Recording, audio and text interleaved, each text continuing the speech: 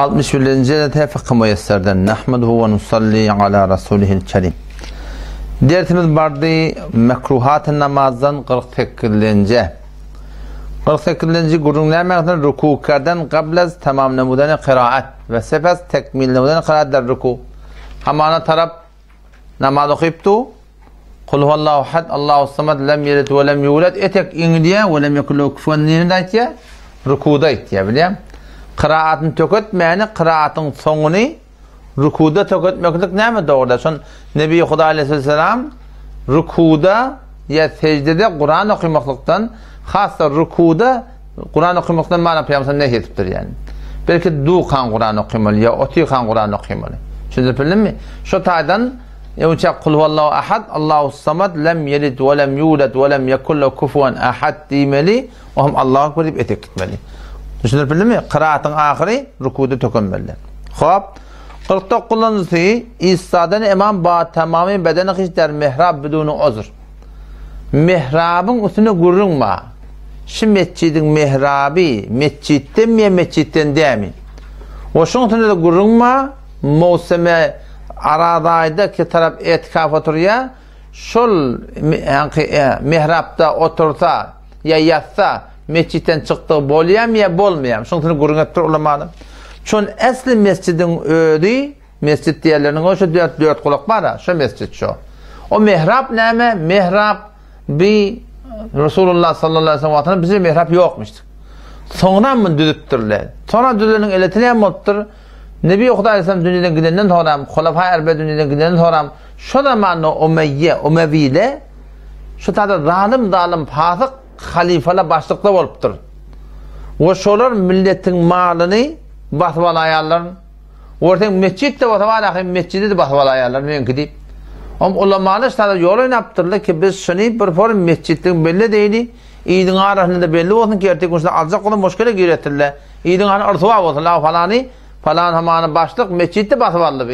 Şol kepten ve şol etilecek tehlikesinden kaçıp şol mescidin dipte çargırsanlık koyanlarını evine mihrap becertirler biliyor musun? Ta ki milletin ahli meşhur olan mescidçi. Burada mescid bulduğu hayatı bir bağışlar olsun, ustandar olsun, şehirde var. Gelip şunu malahim batılacak o da işe oraya kıyınılacak da şey değil mi? Şu tertip bile mihrap kuruluptur. O şu mebnasıyla mescid mihraptan mı ya mihraptan değerini kurulma. Çünkü biliyor musun? O da şu taydan bir adam malahim şu an namazda durunna şu tuğratını büdünü ozur kamil yani o da mihrap olsa kamil mihrabın içinde ayağı durmalı. Belki ne midir? Ayakları mihrabın taşında durmalı, mescidin içinde durmalı. Secde denne şun mihraba secde etmeli. Elbette burada tım tıkıl bu hadipte da ozur oluyor da, bir tım tıkıl oluyor, ya bir toy oluyor, yat oluyor, ahunculuk oluyor, o. Ca yok yani. Şun yalak yerde yine goncayiş biriktirli yani. Mevsime yankı hakide de gurulmadı. Aradaydı etikaf oturumunda da Mufti Taqi Hafizullah bir yankı ahkam-ı etikaf diye bir kitapçık var. Şunun istihsanın ne bu da delili şer'i biliniyor da istihsanın şu mihrabı da mescide salınıptır diye. Yani bir adam mihrabı giren bile ne? Mescitten çıktı hitap etikafta edilmeye deyiptir Müslümanlar. Şu turatında bedunu uzur imam ba tamam vücut mihrabda durmalı. Belki ayak dışarıda dur, içeride durmalı. Ruku eden ne ya secde eden ne? Onun için var hakilerinin iradı yok böyle. Hop 50. murat bir gurrun ki İsa'dan imam betenhay der mekani murtefep endazı yekkes ya der mekani govda payın bidunu ozur. O da imam bilen duruyor da kıbla karşı makbudur onunla. Sonra imam bilen hemset durmalı. Bir vatta mana sonra imam marak bilen beygirek yarım metre meden 45-46 metre böyle. Yarım metre meden bilen goyunda dursa. Ya yarım metre meden çöküğü yerde sonra imamatı var, kerahiyeti var. Meğer bir ozur olsa burada apasa ayrı bir gurun. Ozur neyme? Haydi bir ozri bol tamamen hem bir takrir taftırdın. Takrirde bir tep duranın imam duracak beyiktu başada palçık vos boyrançılık okuymanı yeri yok şey etmedek. Şunyalak mezuriyet bolsa ol gurdun ayrı bir gurdun. Evet özüda ne biliyor musun? Şunya mezur bolan yerine de şol kaptalına birini koymalılar yani. Yapan beyik düşen yerine de bir mezur okuyacak olan aslında kitapları okuymalı. Yoğun son kaptalına ne mi? Bir adam koymalı, imamın bir ödünü koymalılardan yani. Çünkü bilim değil miyim?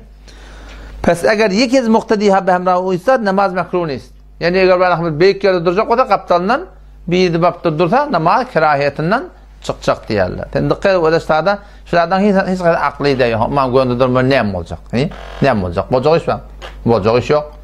Onu ne şey deyiptirler. Çünkü şimdi Peygamber Huda Aleyhisselam sahabalar tabi'inle şu ibadeti bir nehci bilen, bir tertip bilen ediptirler. Şolan tertibinden yağsan Allah Teala kabul etmeyenni. Dün hemen benim evimde imam vardı. O musafir oluptu. Musafirliğini bilmeyaptır. Yolma haliyandan geligili ol. İlerki yoldan geligili. O Kümüştepe gelirse musafir olup düşüyor. O şu tuğratında musafirliğinden haberi yok. 2'nin 4'e kadar okuyuptur. Sonra benden sonra değil. Şöyle öte musafir oluyorsun. Uy diyen Allah'ım ne etmeli? O da 4'e kadar okuyuptur.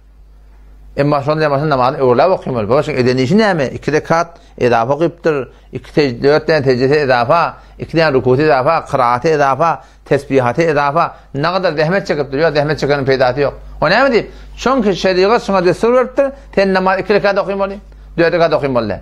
Şuna medes Müslüman da oğlum. Hayti bir dadiki şeriat aydıptır. Şu dağda sen yağışı niyetin peydatı yok.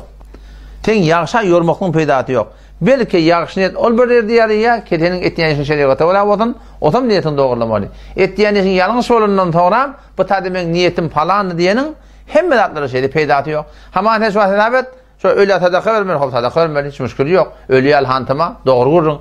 Ama şimdi ay 40 7 yılı şey etmekte ulamalar ne doğru deyiptirler. Çünkü peygamber şey edip vermeyaptır. Çağırıp vermeyaptır. Sahabeler şey etmeyaptır. Tabiiler şey etmeyaptır. Ama adam tertibinde şu doğru de. Yok hem sen şu an bir adamın ayetine varanda hop ayetten 2 taraf barsan, 3 taraf barsan, 4 taraf barsan hop zahiren mi kavluk et yardımda. İmam Adam rahmetullahi ne deyiptir? Ayette fakat bir taraf var deyiptir. 2 taraf barsan günah deyiptir. O ne mi deyip? O ne mi deyip yok. Çünkü şeriat şimdi söylüyor.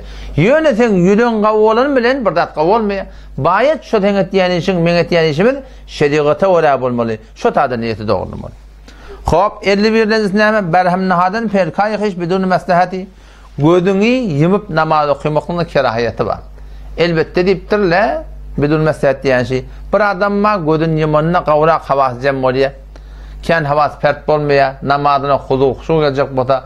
Şeyle bir yağış niyet direktli gözünü yumup namaz okuydan oluyor. Onun da kavti havasın pert bolsa da yine şu gözün okuymak kavi. Çünkü sünnet şey. Bunun suretinde icade veriptirler. Havasın pert bolsa bakın. Te mübarzanat nihayet sahi kuşuşunat keten şol namaz havasın pert bolmasın da bidun ihtiyar havasın pert bolya bunun günah kaçırık yok.